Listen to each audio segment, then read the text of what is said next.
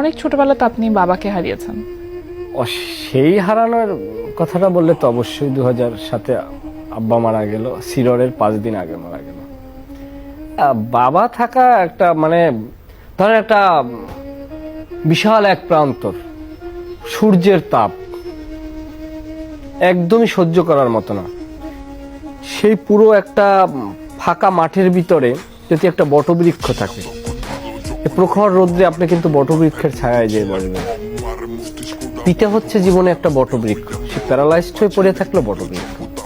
বাবা আছে, এই জিনিসটাই তো একটা বড় জিনিস। আমি যেই বয়সে বাবা হারাইছি, এটা এটা বোঝানো যাবে না যে বাপ থাকলে কি হইতো আমার জীবনটা।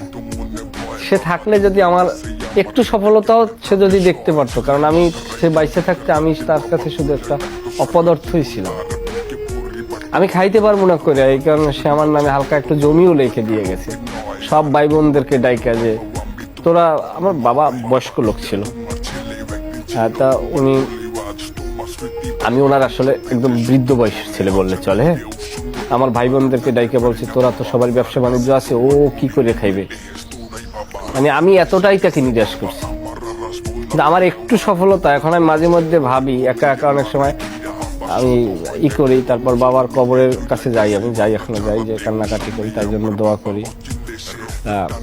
আমার কেন যেন মনে হয় যে আমার একটু সফলতা হইলেও তো হয়েছে, এটা তো আর অস্বীকার করা অবশ্যই। এর একটুকু যদি বাবা দেখে যাইতে পারতো, আমার জীবনটা ধন্য।